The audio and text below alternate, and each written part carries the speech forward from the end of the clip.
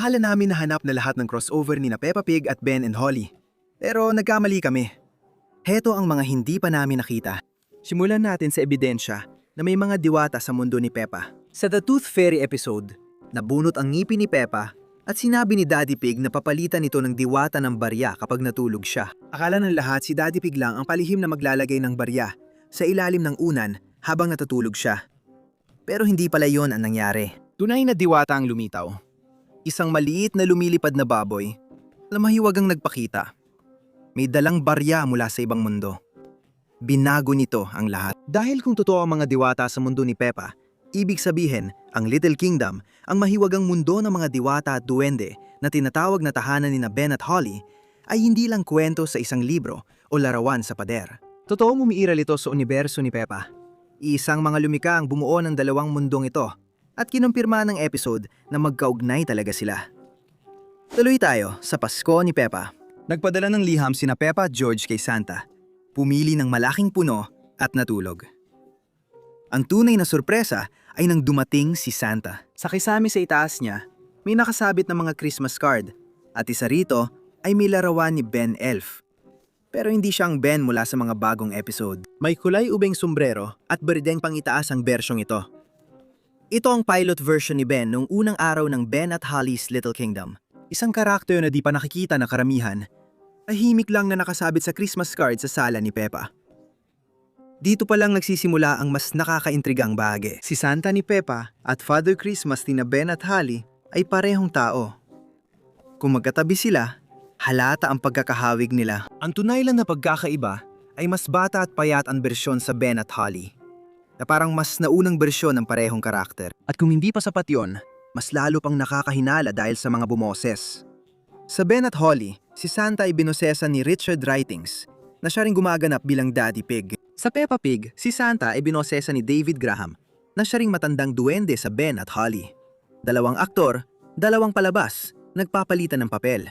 Hindi ito aksidente. Ipinapakita ng palabas na isang mundo nila, pero magkaibang panahon. Si Kapitan Redbeard ang pinakadalas lumabas sa dalawang palabas na ito sa lahat ng karakter. Lumilitaw siya sa maraming episode ng Ben at Holly. At kahit nagbabago ang laki niya sa dalawang palabas, pareho pa rin ang lahat ng iba pa. Parehong balbas, parehong kasuotan, parehong sigla. Tiyak na isang karakter lang ito. Kung magka-universo ang dalawang palabas, malinaw na alam ni Redbeard ang pasukan ng Little Kingdom. Siya rin ang nagpapaliwanag kung bakit nananatili ang kapitan ng pirata sa bayan ni Peppa kahit nakuha na niya ang kayamanan at wala ng dahilan para manatili doon. Ngayon malinaw na. Hindi lang magpapalipas oras si Redbeard sa bayan ni Peppa. Namumuhay siya ng doble, palipat-lipat sa mundo ni Peppa at kaharian ng engkanto. Laging may kakaibang pakikipagsapalaran na di ipinaliwanag ng palabas. Hindi siya nawawala.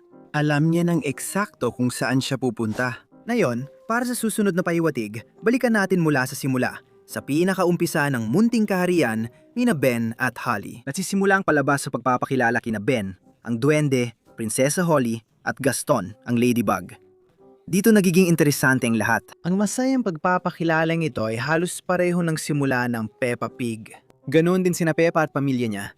Numingiti, nagpapakilala, at naghahanda ng eksena. Posibleng inspirasyon ng mga mahiwagang residente ng Little Kingdom ang pamilya ni Peppa.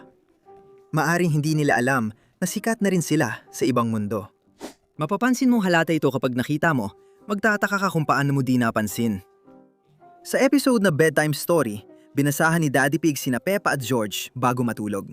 Normal ang lahat hanggang makita mo ang librong hawak niya. Sa bukas na pahina, malinaw na naroon sina Ben at Holly. Makulay na makulay, may pakpak ng diwata at matulis na sombrero. Pag isinara ni Daddy Pig ang libro, makikita sa likod ng pabalat ang bagay na parang kastilyo ng Little Kingdom sa burol na napapalibutan ng ulap. Hindi basta kwento ang binabasa ni Daddy Pig tuwing gabi. Binabasa niya ang Ben at Holly's Little Kingdom na parang aklat ng kasaysayan sa kanyang mga anak. Narito ang isang natago sa lahat sa episode na Mga Manok ni Lola Pig. Nagstay sina Peppa at George kina Lola at Lolo Pig at ipinakilala ang mga manok ni Lola Pig, sina Jemima, Sarah, Vanessa at si Neville na tandang. Kung nanood ka ng Ben at Holly, pamilyar sa iyo ang mga manok na ito. Sila rin ang mga manok sa elf farm sa Ben at Holly. Pareho ng kulay, disenyo at zigzag na pattern si Neville at ang tandang sa episode na Chickens Ride West. Hindi lang sila magkamukhang manok. Pareho lang ang modelong manok na ginamit sa ibang palabas. Sa puntong ito, hindi na crossover kundi parang pagtakas ng manok mula sa elf farm papunta sa harden ni Lola Pig na walang bantay.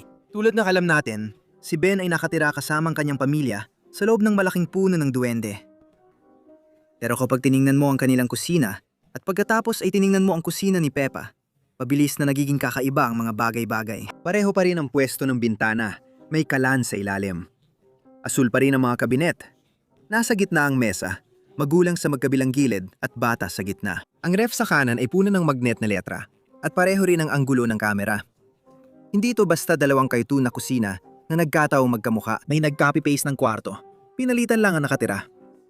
Yung isang kusina nasa puno, yung isa nasa bahay sa burol. Pero magkapareho lang ang kwarto nila sa loob. Baka kinuha ng mga duwende si Peppa bilang interior designer o mas magkadugtong pala ang dalawang mundo kaysa akala ng lahat. Sa episode na Escalators, nagmamadali ang pamilya ni Peppa sa malaking istasyon ng tren para habulin ang tren nila. Pumunta sina Daddy Pig at George sa tindahan ng libro sa istasyon at makikita mo sa loob ang larawan ni Prinsesa Holly na nakadisplay. Hindi rin ito unang beses. Ang mga karakter ni Ben at Holly ay lumabas na sa estante ng aklatan, pabalatan libro at poster sa iba't ibang episodes. Tahimik na ipinapaalala ng palabas na umiiralang Little Kingdom sa labas lang ng hangganan ng mapa ni Peppa gamit ang mga kwento at larawan. Kung akala mo ang mga larawan sa estante ay banayad na pahiwatig, mas matindi pa ang sumunod. Sa ilang episode ng Peppa Pig, may mga larawan sa pader na mukhang hindi aksidente ang pagkakalagay. Sa The Picture Shop, paulit-ulit lumalabas ang larawan ni Gaston ang Ladybird. Alaga ni na Ben at Holly sa mga display na larawan na parang ordinaryang customer lang siya. Sa flat ni Freddy Fox, may naka-frame na larawan ng kastilyong kahawig na nasa Little Kingdom. Sa episode na Jukebox, ipinakita ng kamera ang naka-frame na larawan ni Kapitan Redbeard at Polly sa bangka. Nakasabit sa clubhouse na parang normal na dekorasyon. Isang magandang frame na larawan ng karakter mula Ben at Holly na nakasabit sa mundo ni Peppa na parang sikat siya at bagay sa pader na siguro ay totoo rin. Sa episode na The Wishing Well, nag-uwi si Lola Baboy ng plastic na garden gnome na agad kinainisan ni Lolo Baboy. Dito nagsimula ang kwento mula sa garden gnome hanggang sa buong delivery. Pagkatapos, dumating si Ginong Toro sakay ng truck na may dalang maraming gnome. Yung unang gnome parehong hugis, balbas at sombrero, kamukha ni Haring Leopold. Mas kilala bilang Ginong Gnome mula sa Ben at Holly, iba lang ang kulay.